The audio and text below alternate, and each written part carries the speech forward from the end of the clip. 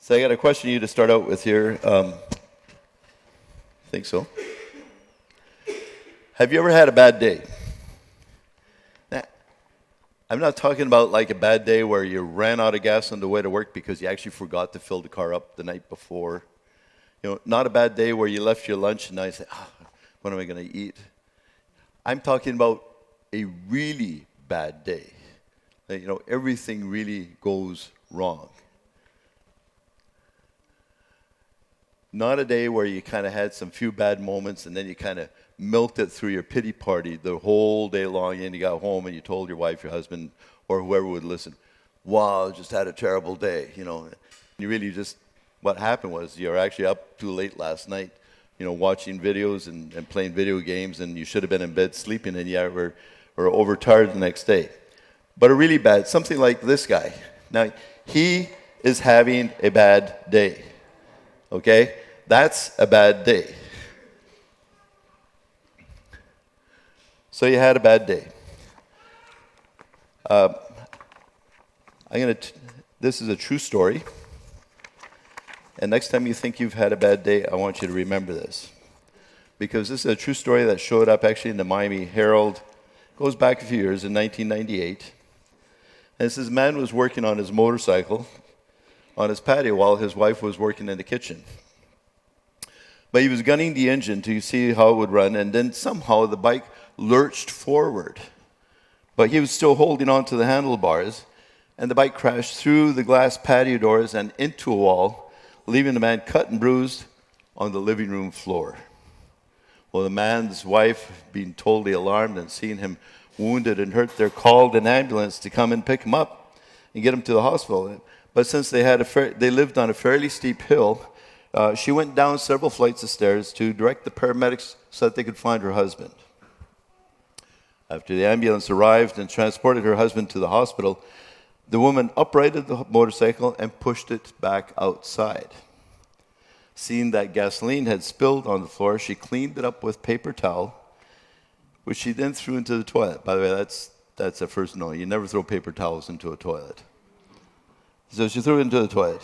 Well, the man was treated and was released from the hospital. He came home, and he saw the broken doors and the damaged motorcycle, which was his dream bike, and he became totally despondent. And so he went into the bathroom, and he sat down on the john there and just sat to think for a while. While he was there, he lit a cigarette. Now, you kind of know where this is going. And he tossed the match between his legs into the toilet bowl. Now, you have to understand that what blows up is not the fuel, not the liquid part, but the fumes from gasoline. So the inevitable happened. The wife heard the explosion and her husband screaming and ran in to find him lying face down with burns on his buttocks, his back, his legs, and all into his groin. So she called the ambulance again. The paramedics came back, and they loaded the man back up on the gurney and started down the stairs while his wife was trying to explain what had happened. To which the paramedics got laughing so hard that the one walking backwards lost his step, and the gurney tilted, and the patient slid off and rolled all the rest of the way down the stairs and breaking an arm. So next time you've had a bad day, think about this poor individual. That is a bad day. Well, Paul, actually, here's the principle that you need to hear. Is when you have a bad day, a really bad day, try and treat the world better than it has treated you. Don't take it out on other people. I think it was a principle that Paul operated by. He had more than one bad day. In fact, Paul's experience of a bad day was actually more like a couple of years' worth of bad days. And in the text that was read for us just now, Paul is actually writing from prison, from jail, where he's incarcerated. And the thing that I find always interesting about the letter to Philippians is that the main theme through Philippians seems to be joy. There's countless times that the word joy or the command to rejoice shows up. And you got to remember that Paul is sitting under house arrest in chains. House arrest for Paul was not like house arrest is for us where somebody's put on house arrest and they get to move around freely and they enjoy everything that's about the household. Paul was chained 24/7 to a guard.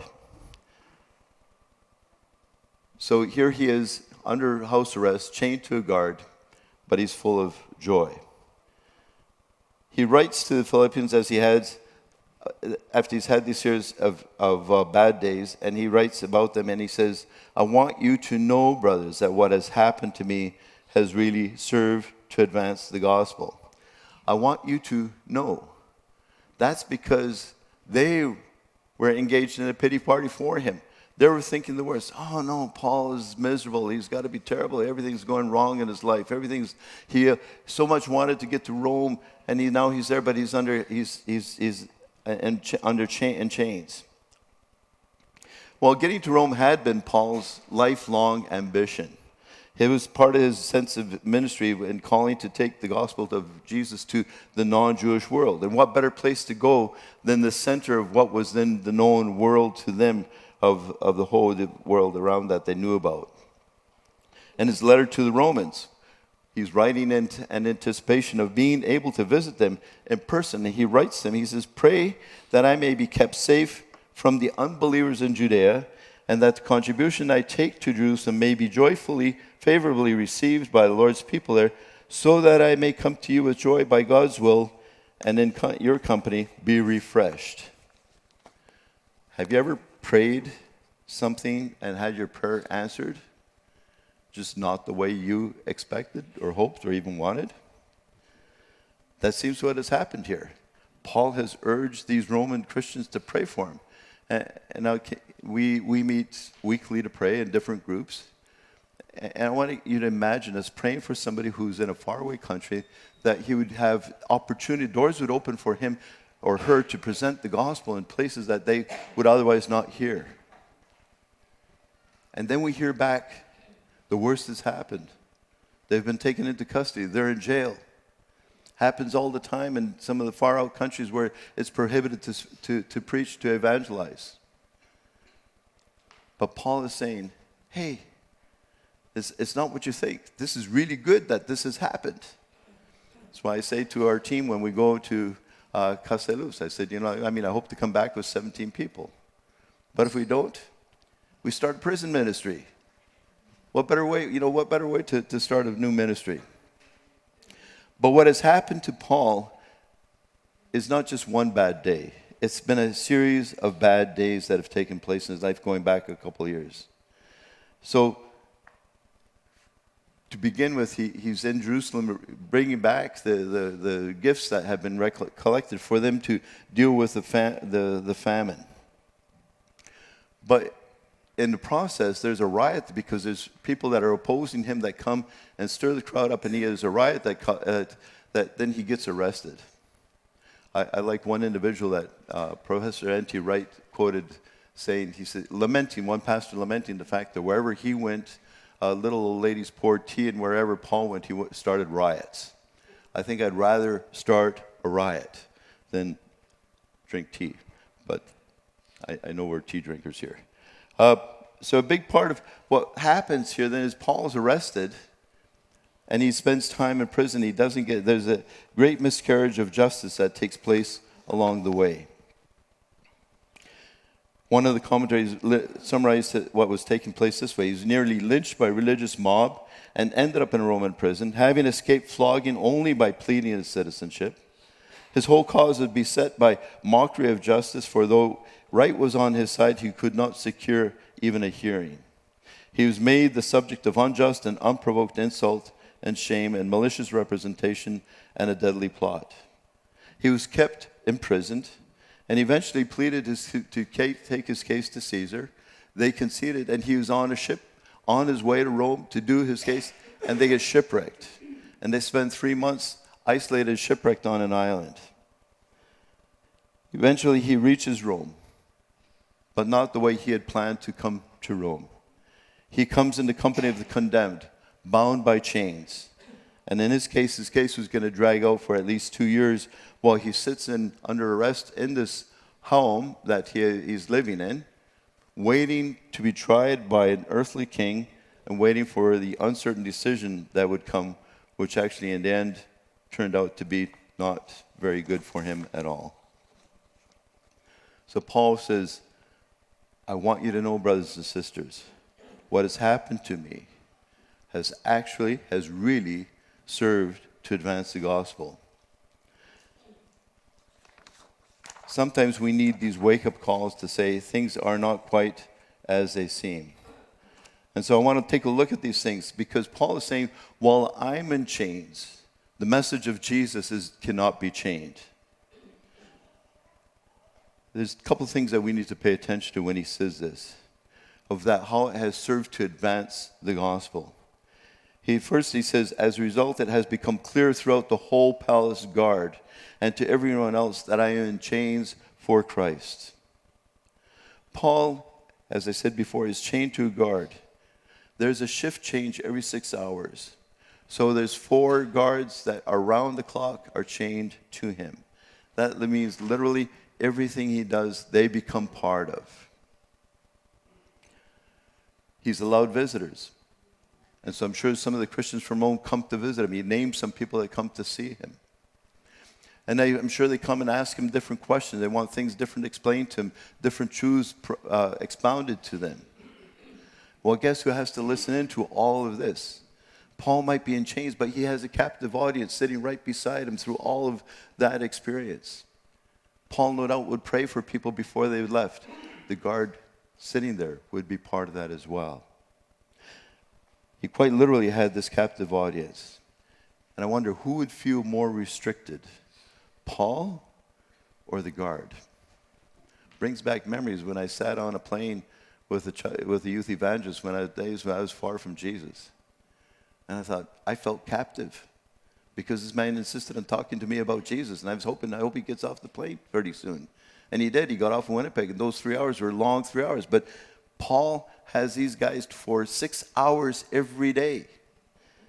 They get to hear everything that he's teaching other people along the way. And I'm sure there would be times when nobody else there, and I don't think Paul was one to sit in silence for very long. Perhaps at some times the guards would begin to asking him questions. Maybe they had some struggles and issues in their lives, and they say, Paul, how would you handle this? Word, I think, eventually spread around through the whole palace guard about this strange Jewish man who is so joyful, even though he's bound and he's in chains. He's there. So the word gets around, and it says the whole palace guard. Now, stop and think for a minute. None of these guards, none of these soldiers that were guarding him would ever have thought of darkening the door of one of his meetings. By being chained to them, by being imprisoned, God advances the gospel. See, for Paul, a closed door was an open door to a new opportunity that maybe he hadn't planned on or prepared for. But he was willing to trust God in the middle of it. So he reaches a group of people that he would otherwise not have been able to reach. The word spread through even all of Caesar's household. But then he goes on to say, and because of my chains, most of the brothers and sisters have become confident in the Lord and dare all the more to proclaim the gospel without fear. Paul lived out his convictions. He lived out them with courage, but he became a model for others to follow as well. When they would see how he refused to allow tough circumstances in life to shut him down and to bring him down, they too begin to step up and begin to step out of their comfort zones and begin to share boldly with the people that they maybe worked with and lived with, people that otherwise they may not have talked to. Begin to share Jesus.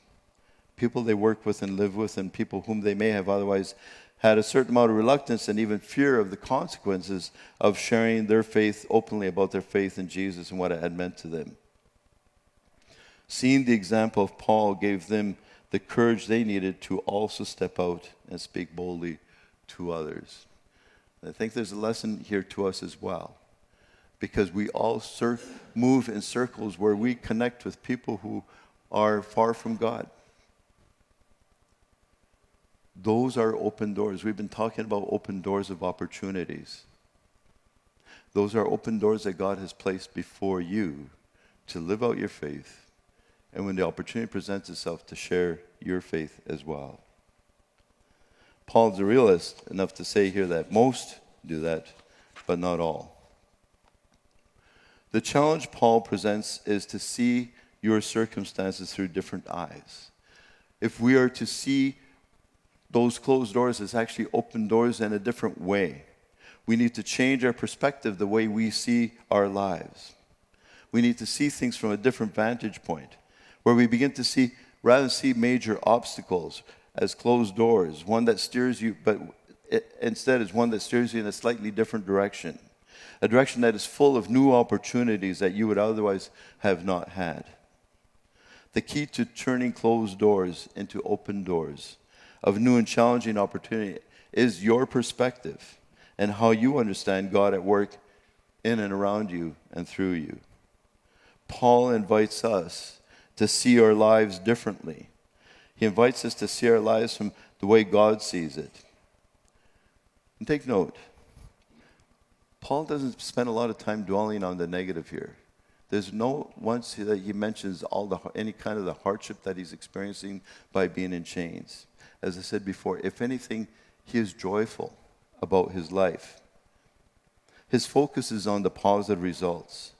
His focus is on people who would not have been reached and now are being reached, both by himself as well as by others, brothers and sisters who are encouraged by his experience to step out of their comfort zone and speak boldly to others about their faith.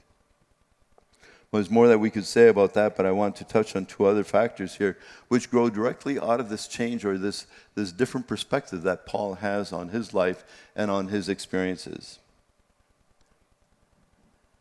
The first has to do with motives and motivation for doing what he does. You know, there's nothing like a healthy dose of hardship and suffering to clarify our motives. When I look back on 5 years ago when the pandemic hit, and throughout most of our churches there was an alarm and concern, and there were different extremes and reactions and responses to it. Some were saying, well, we need to meet together because we can't be prohibited from meeting. And quite honestly, we weren't being prohibited from meeting. We were just saying in-person meetings were not in the best interest of the community. But the fallout of that, and I looked at the pandemic, quite frankly, not as caused by God, because my sense of how God works doesn't encompass God causing bad things, but God works through these things. The fallout is that it became a refining fire that burned through the church. And I know sometimes we lament the fact that now that we can meet back together for worship, there's a whole segment who don't come. The question is where were they at before the pandemic, when it was easy to come and just spend time here? The pandemic, hardship, becomes a refining process where it causes us to check in our motives. Why do we do this in the first place? Why are we going about what we're all about? Paul notes that some preach Christ out of envy and rivalry. That is, they probably see the recognition that Paul has received, and out of their envy and desire for the same recognition for themselves, begin to proclaim Christ as well. But do so in very safe environments where the risk of doing so is greatly diminished. In other words, they want all the recognition without the risk, without the price to be paid. They begin to compete for the attention that Paul has been getting, the positive attention, that is. Later in the same letter, Paul admonishes the Philippians themselves, and he says in particular to those in leadership, and there's lessons here that we should pay attention to in our personal lives as well as those of us who are involved in leadership. He says, do nothing out of selfish ambition or vain conceit, but rather in humility value others above yourselves. not looking to your own interests, but each of you to the interests of others. Self-promotion has no place in the Church of Jesus Christ, nor in the work we do in the name of Jesus. The focus is not on what we are doing. The focus is on what God is doing in the world through us and in his plan to accomplish his plan and his purpose. I can remember learning these lessons along the way, because when those of us who first enter the ministry as pastors, we have these grandiose ideas of what we're going to accomplish. I remember my early years driving down to a youth pastor's retreat in Camp Coquin. I'd pick up another pastor in Quesnel. And he would have these great times, because we would travel together for hours. We'd have these great times of worship and prayer and sharing in our goals and lives. And we would talk about the great things we hope to do for God. And I can remember on the trip when both of us looked at each other and said, this feels wrong. Because if we talk about the great things we are going to do, the focus is we are going to do this. And we realize we need to shift our perspective and to change how we talk. And put the focus back on wanting God to do great things through us. We wanted to be just ordinary people serving an extraordinary God and seeing God work in fantastic ways, marvelous ways.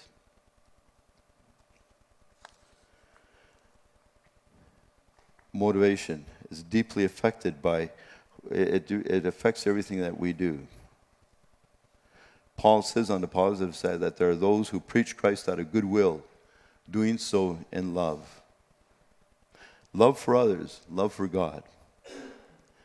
And ultimately, love for Jesus and love for others is the only consistently sustainable motivation for serving God's purposes in the world. And that is because, as we've already noted and seen in Paul's experience, when you step out to serve God's purpose, in whatever way that happens to be, you can always expect pushback. You can always expect conflict. It's never smooth sailing.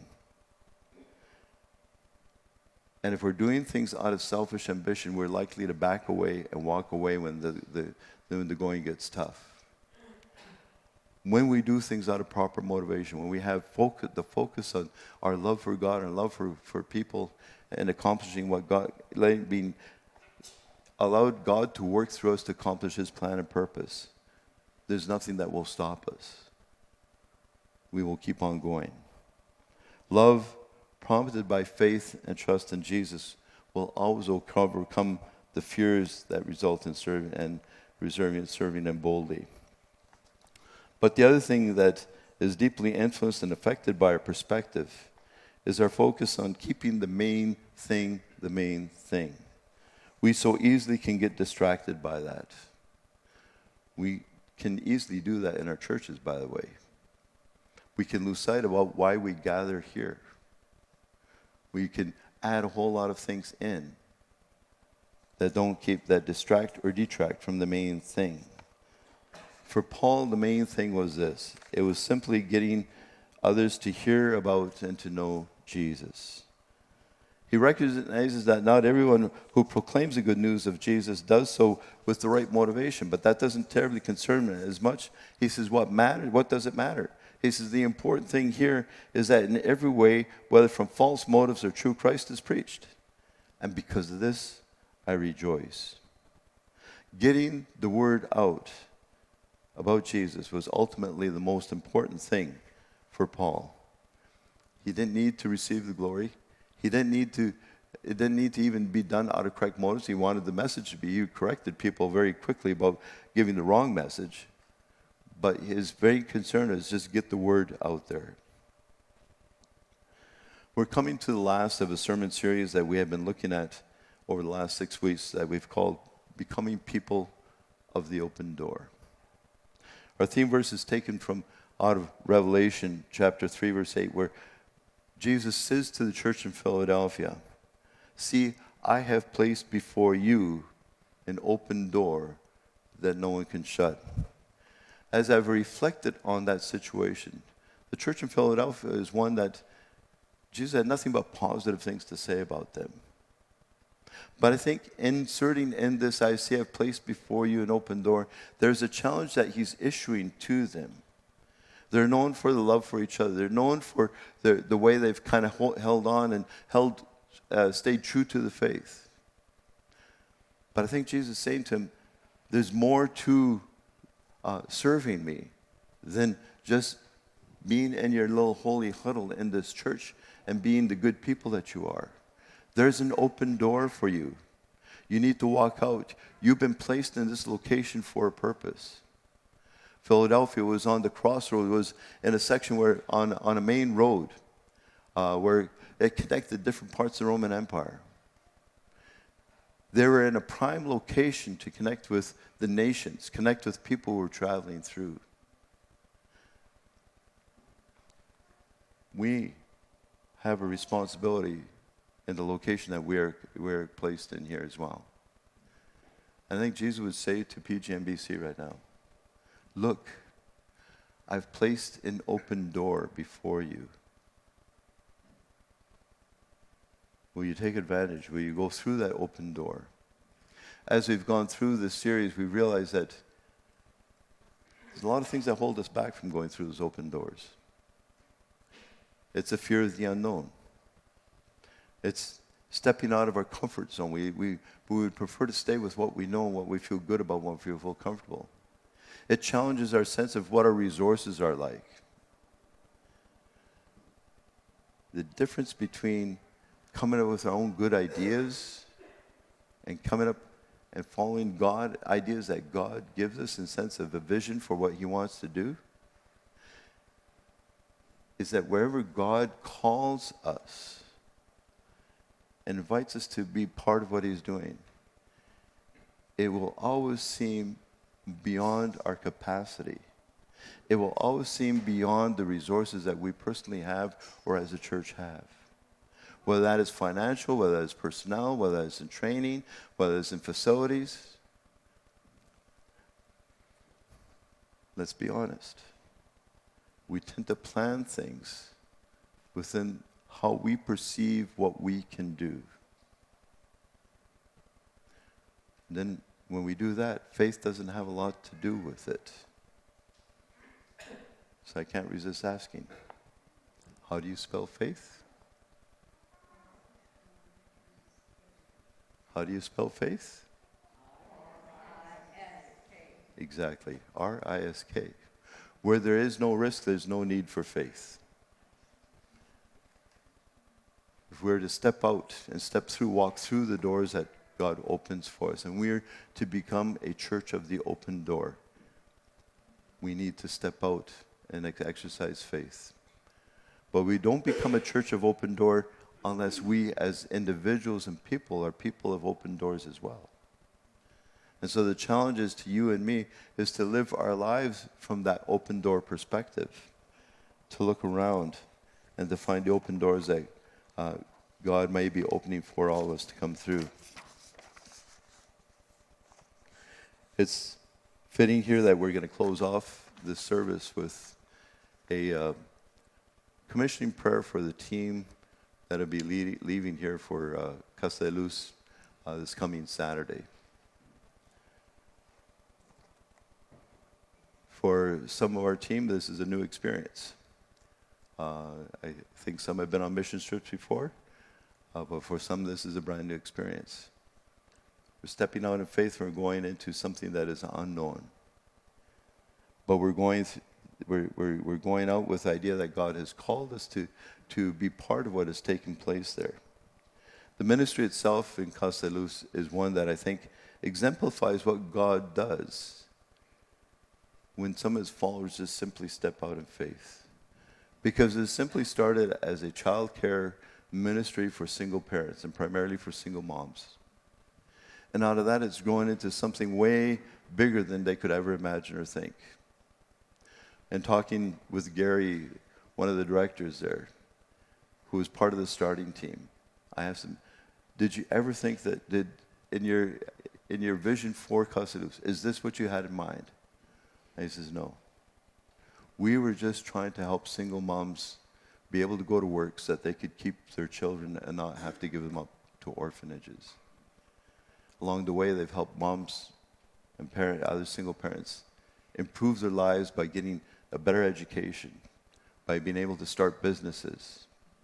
They've started out a whole youth ministry, and we'll be able to help out with some youth. And they have a whole way of reaching into the community in partnership with the church that is next door, and they do everything in partnership with the local church. And serving the needs of some people who are challenged with food, but with putting food on the table. And we'll be able to be part of that, where we'll be able to come around and deliver hampers to some people, not all of them followers of Jesus, but who have been identified by others who say, here's a family that just needs to experience God's love by reaching out and reaching into their lives.